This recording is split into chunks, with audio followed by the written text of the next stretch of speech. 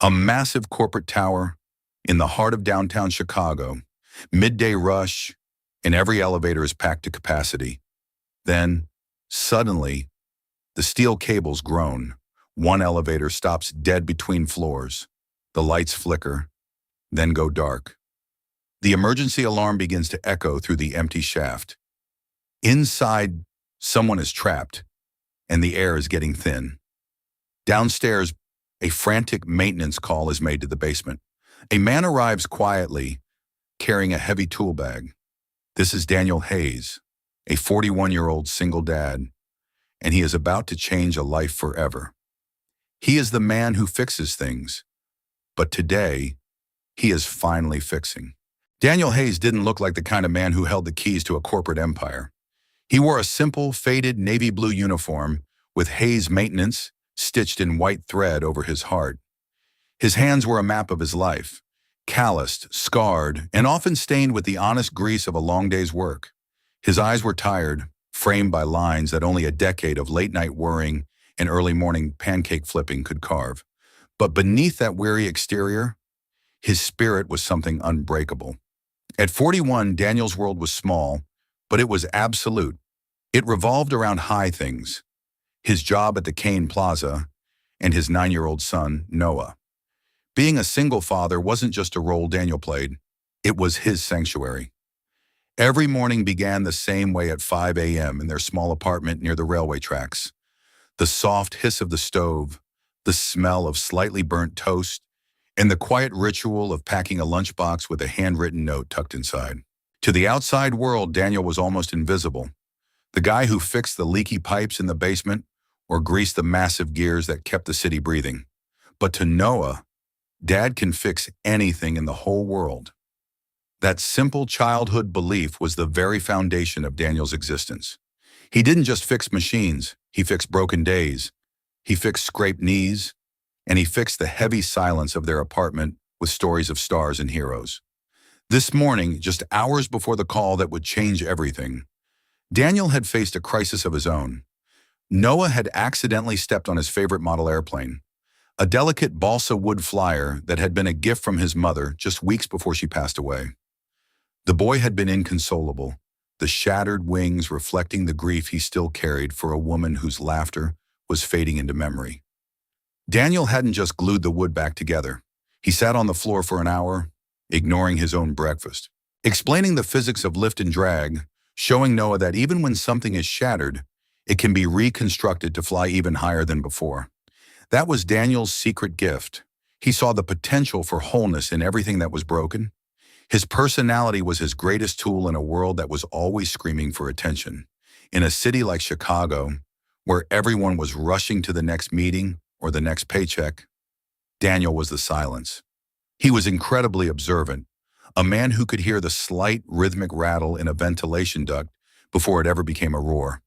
He lived by a simple internal code: stay calm, solve the problem first, and speak only when the words added value to the silence. He was the kind of man who could put his hand on a vibrating motor and feel its heartbeat, understanding exactly which bolt was loose or which bearing was dry. On this particular Tuesday, the heat in Chicago was stifling, a humid blanket that seemed to press down on the skyscrapers. Daniel was deep in the bowels of the Kane Plaza, checking the water pressure for the fountain in the lobby.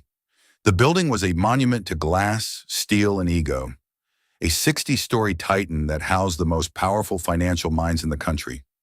Daniel, in his grease-stained boots and worn tool belt, felt like a ghost haunting the machine he maintained.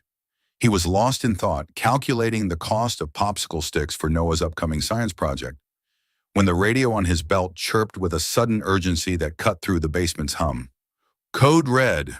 Elevator 4 is stalled between 22 and 23. We have a passenger in distress. Daniel, you're the closest. Get up there now. The dispatcher's voice was thin, vibrating with a panic that Daniel refused to absorb. He didn't drop his wrench or start running blindly. He simply clicked the radio, said a steady "copy that," and moved toward the service stairs. He knew Elevator 4 intimately. It was a high-speed masterpiece designed to be infallible. If it was stuck, it meant the emergency safety brakes had engaged with extreme force. It meant the car was locked in place by a mechanical bite that few people in the city knew how to release without causing a disaster. As he climbed the service ladder, the air growing warmer with every floor, Daniel felt the familiar weight of responsibility settle on his shoulders. This wasn't just about gears and circuits anymore. There was a human being on the other side of that steel door, a person currently experiencing their worst nightmare, trapped in a metal box, suspended over a dark, vertical abyss. He could feel the subtle vibration of the building's power grid, the hum of high-voltage lines, and he knew he had to be perfect. He reached the 22nd floor landing and saw a huddle of security guards hovering around the doors. They were sweating and shouting into their radios, their panic only making the situation more volatile. Daniel stepped forward, his presence quiet but commanding. He didn't yell. He just placed a firm hand on the guard's shoulder and shook his head.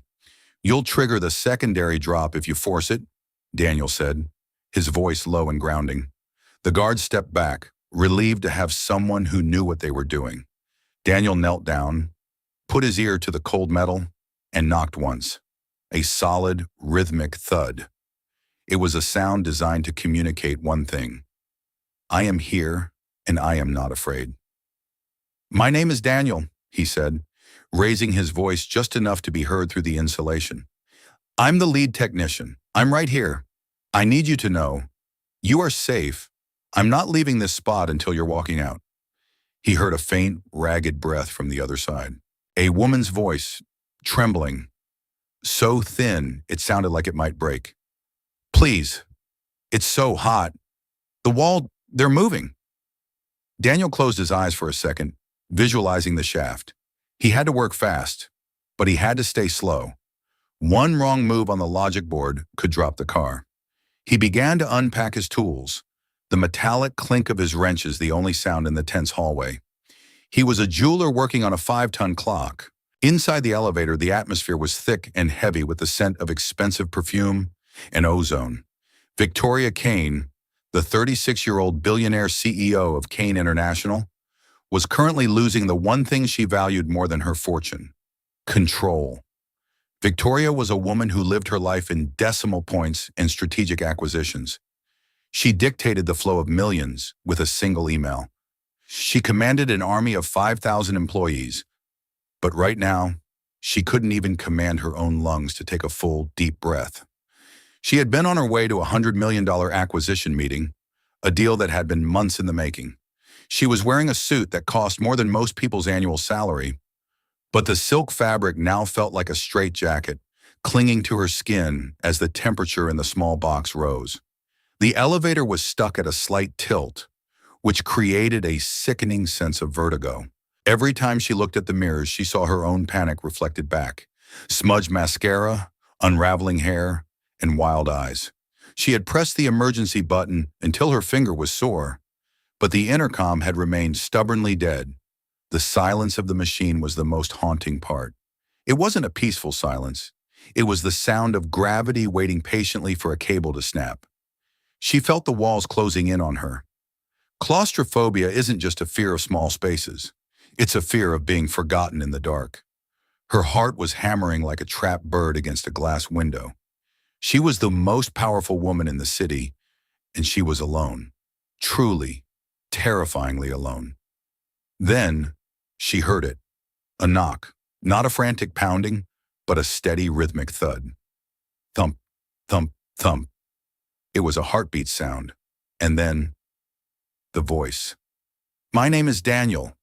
Victoria pressed her forehead against the cool, unresponsive metal of the door. "Daniel," she gasped, her voice cracking. "Help me. Please, I'll give you anything. $1 million. Just get me out before this thing falls." She was used to buying her way out of every obstacle, but her money was a useless weapon in a battle against physics. The elevator didn't care about her bank account. The broken sensor didn't care about her prestige. Outside, Daniel was working with the surgical intensity of a man who had done this 1,000 times. He had the junction box open, wires exposed like the nervous system of a giant beast. He could hear the desperation in her voice, the way she tried to trade her wealth for safety. It broke a small piece of his heart. He had seen it before. People who thought money was a shield, only to find it was just paper when the world stopped working. He didn't want her millions. He just wanted her to be able to go home. Victoria, he said, using her name because he had seen it on the gold-plated directory in the lobby. I don't need your money. I need you to do something for me, though. I need you to find a corner of that elevator. Any corner. Sit down on the floor, put your back flat against the wall, close your eyes and don't open them until I tell you. I can't, she cried out, her voice rising to a shriek. If I close my eyes, I'll fall. The floor is moving. I know it's moving, Daniel. It's slipping. You won't fall, Daniel replied, his voice so steady it felt like a physical weight she could lean on. I have the primary brakes locked. You are sitting on a platform held by 10,000 pounds of high-grade steel. You are, quite literally, the safest person in Chicago right now. But your mind is trying to tell you a different story. Your mind is a liar right now, Victoria. Don't listen to it. Listen to me. Victoria hesitated, her knees shaking so hard she could barely stand. But there was something about the vibration of his voice through the door. It wasn't the tone of an employee. It wasn't the tone of a servant. It was the tone of a protector. Slowly, she sank to the floor. The industrial carpet was rough against her hands, but the floor felt solid. She did as he said. She closed her eyes and gripped her knees. Good, Daniel said, his voice softening. Now, we're going to breathe together. Just you and me. In for 4, hold for 4, out for 4, just like a rhythm, like a song you know by heart. He started to count aloud. As Daniel worked, he kept the conversation going. He talked about Noah. He told her about how Noah was terrified of the dark and how they named the shadows in their apartment. We call the shadow in the corner Barnaby, Daniel chuckled, his hands moving with lightning speed. Once a shadow has a name, it isn't scary anymore. This elevator? It's just a box, Victoria. It's just a box having a bad day. Let's call it Rusty. Victoria found herself letting out a short, hysterical laugh. Rusty? Yeah, Rusty needs a nap. I'm just giving him some medicine right now. Daniel's calm was infectious, a virus of peace that was slowly overriding her panic. But then, the elevator jolted. A loud metallic crack echoed through the shaft like a gunshot. Victoria screamed as the car dropped 6 inches, the sudden movement jarring her spine. The guards in the hallway jumped back, shouting for the fire department. Daniel, she shrieked. It's falling. Oh God, it's falling. Daniel didn't move an inch. He had his hand on the cable, feeling the vibrations through his glove. He knew exactly what that sound was. It's not falling, he said instantly, his voice rising over the noise. That was just the counterweight settling into the groove. I expected that, Victoria. It means the system is finally responding. Stay in your corner. Don't move. I have you. I promise you. I have you. The truth was, the situation was getting worse. A small electrical fire had started in the motorroom upstairs, and the smell of acrid smoke was drifting down the shaft. Daniel knew he had less than 5 minutes before the smoke became a danger. He had to bypass the smoke sensors immediately. He worked through the heat, whispering to the machine. Almost there, Rusty. Don't you give up on me now. Not today. The connection between two strangers through a sheet of steel is a strange, intimate thing. For Victoria, in that dark, tilting box, Daniel wasn't a maintenance worker anymore. He was her entire universe. She had spent her life surrounded by yes men, people who bowed to her power, people who were intimidated by her wealth. But Daniel wasn't intimidated. He spoke to her like a human being. He spoke to her with an authority that didn't come from a bank balance, but from pure, raw competence. Daniel? She asked, her voice clearer now, the panic receding like a tide. Why do you do this? This job? It's so dangerous. You could be anything. You have the voice of a leader. Why are you in a basement? Daniel paused for a split second, a copper wire between his teeth. I like fixing things, Victoria. There's enough stuff in this world that's broken and stays broken. People's hearts, promises, but a machine has a logic. If you treat it with respect, it works. And besides, It pays for Noah's Lego sets. And those things aren't cheap. Victoria smiled in the dark. A billionaire and a maintenance man talking about Legos while suspended 200 feet in the air. In the real world, she wouldn't have looked at Daniel twice. She would have walked past him in the lobby without a glance.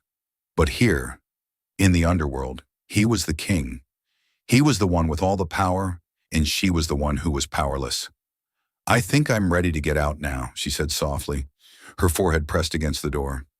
I think I'm ready to let you out, Daniel replied. He took a deep, steadying breath and grabbed the heavy manual override lever. This was the moment of truth. If the alignment was off by even a fraction of an inch, the doors would jam and they would have to cut through the steel, which would take hours they didn't have. He looked at the guards. Back up, now. Okay, Victoria, I'm going to engage the motor. It's going to sound like the world is ending, but it's just the sound of freedom. Count with me. 3, 2, 1. Daniel pulled the lever with everything he had. The sound was deafening, a screech of metal on metal that felt like it was tearing the building apart. The entire hallway shook. The doors groaned. They shivered. Then slowly, painfully, they began to slide apart. First, a sliver of light. Then, a rush of cool air that tasted like heaven to Victoria. She shielded her eyes, the light feeling blinding after the darkness of the shaft. As the doors opened fully, she saw him. He was kneeling on the floor, surrounded by a chaotic web of wires and tools. He was covered in grease and dust, and he looked absolutely exhausted. But when he looked up at her, he looked at her with a gentle, tired smile and said, "Welcome back to the world, Victoria." She stepped out, her legs feeling like jelly. She brushed off a guard and walked straight to Daniel. She stood over him as he began to coil his wires. She looked at him, really looked at him. She saw the lines around his eyes and the quiet, unassuming strength in his posture. She realized that for the last 40 minutes, this man had held her life in his calloused hands. He could have been anyone, but he chose to be the man who stayed calm. He chose to be her anchor. "You did it," she whispered, her voice thick with emotion. "No," Daniel said, standing up slowly and wiping his hands on an old rag. "We did it. You stayed steady when most people would have lost their minds. You did great, Victoria. Truly." He began to pack his tools into his bag, one by one. Just like that, the job was done. The crisis was over. The guards were now swarming the elevator, and Daniel was already becoming invisible again. "Daniel, wait." He stopped and looked back, his bag slung over his shoulder. "Yeah?" she asked. "How did you know exactly what I needed to hear?" Daniel thought about Noah and the strength he had to find during the hardest times of his life. He thought about the empty side of his bed and the boy who depended on him for everything. "Because fear is a choice," Daniel said simply. "And I've learned that if you don't choose it, it can't stay. I saw the fear in your voice, and I decided I wasn't going to let it win. Someone had to be the floor, Victoria. I just decided it was going to be me." He gave her one last respectful nod, picked up his bag, and walked toward the service stairs. He didn't wait for a thank you. He didn't ask for a reward or a business card. He had a science project to finish, and a son who was waiting for him at the school gates.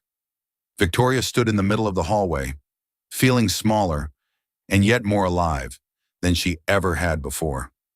She realized that she hadn't just escaped a broken elevator. She had been shown a version of herself she didn't know existed, a version that could stay steady because a stranger believed she could. In the days that followed, Victoria couldn't stop thinking about the man in the navy blue uniform.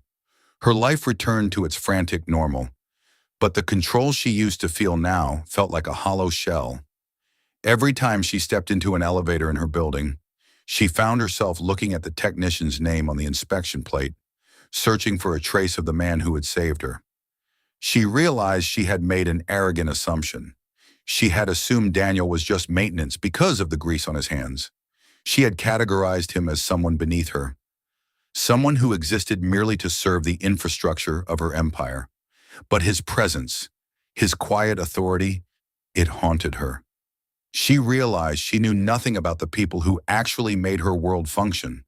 She decided to fix that. She called her head of security into her office. "I want everything you have on the technician who handled the elevator 4 incident. Daniel Hayes." The security chief looked surprised. "He's just a contractor, ma'am. Clean record." "Why? Is there a problem?" "No," Victoria said, looking out at the Chicago skyline. "No complaint. I just want to know who he is. I want to know why a man with that much intelligence is fixing elevators in my basement." When the file arrived on her desk, it revealed a story of profound, quiet sacrifice. Daniel hadn't always been a maintenance man. He had been a high-level electrical engineer for a major aerospace firm. He had been a rising star, a man on the path to becoming a partner.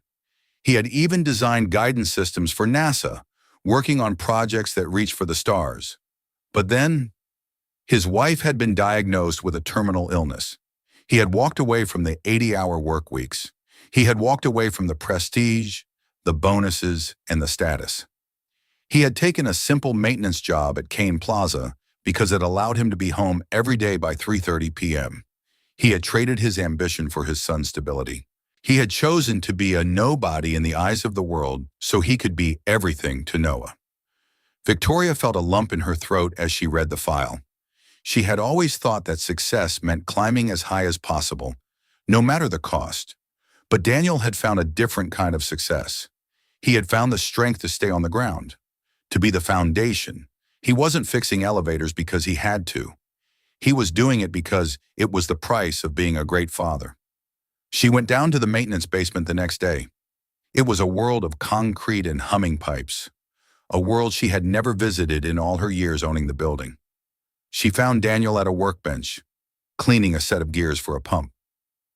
"How did you stay so calm?" she asked, skipping any pleasantries. Daniel didn't look surprised to see her. He set down his brush and looked her in the eye.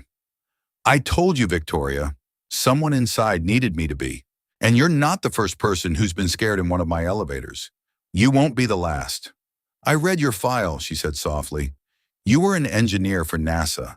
You were destined for greatness. Why did you leave it all behind?" Daniel's face softened, a shadow of a memory passing through his eyes. "Because you can't fix a broken heart with a promotion, Victoria. I decided to fix things that could actually be repaired.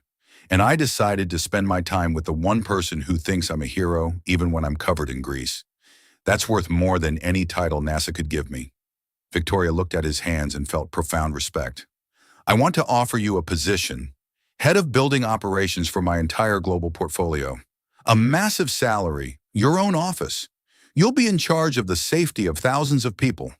Daniel smiled. That same gentle, tired smile. "Can I still be home by 3:30 to pick up my son?" Victoria smiled back, a genuine warm smile. "I'll make sure of it, and we'll make sure every technician in this company is treated with the same respect you gave me that day. If calm can change everything type, I stay steady." Victoria didn't just give Daniel a promotion, she changed the way she ran her entire company. She started looking at the invisible people in her buildings, the janitors, the security guards, the technicians. She realized that the strength of her empire didn't come from the people in the boardrooms, but from the people who held it all together when things fell apart. She started the Hayes Foundation, a program to support single parents working in the trades, providing scholarships for their children. She watched Daniel from a distance for a while. She saw the way he led his new team. He didn't shout, he didn't demand. He just showed up, listened, and fixed things quietly. He taught his technicians that their job wasn't just to maintain machines, but to provide peace of mind to the people using them. He became a legend in the building, the man who could talk an elevator and a person out of a breakdown. One afternoon, she saw Daniel in the lobby. He wasn't in uniform today. He was wearing a simple t-shirt and jeans. He was holding the hand of a young boy with messy hair and a bright, curious smile. They were looking at a model of the building in the lobby. "Is that him?" she asked, walking over with a smile. "This is Noah," Daniel said proudly, his hand on the boy's shoulder. "Noah, this is Ms. Kane. She's the lady I told you about, the one who stayed steady and rusty." Noah looked at her with wide, admiring eyes. Did my dad fix your elevator? He's the best fixer in the whole world. He even fixed my broken plane this morning. Victoria knelt down so she was at eye level with the boy. He did more than that, Noah. He reminded me how to breathe, and he reminded me that the most important things in the world aren't made of gold or steel. They're made of the people who love us. Noah nodded seriously. Yeah, he's good at that. He says when the world gets loud, you just have to find the rhythm. And you have to name your shadows so they don't scare you. As they walked away, Victoria felt a peace she hadn't felt in years. She had spent her life building walls of money and power to protect herself, but it took a man with a tool bag to show her that the only real protection is a steady heart and the love of a child. She watched them walk out into the Chicago sun, two heroes in a world that finally felt like it was working again. She went back to her office, stepped into the elevator, and for the first time in her life, she wasn't afraid of the climb.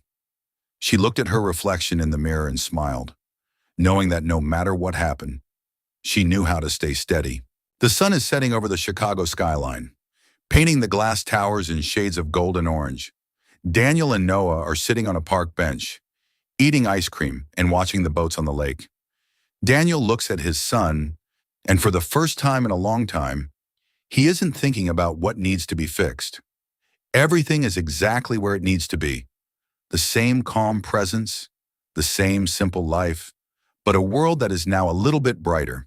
She thought she was trapped in a broken elevator, a victim of a machine that failed. But what she really found, in the dark, between the floors, was a man who knew that true power isn't about how high you climb, but about how well you can hold everything together, even when the cables snap and the lights go out. If this story touched your heart, subscribe for more tales of hidden heroes, and tell me in the comments, in a crisis, would you be the one to stay calm or the one to panic?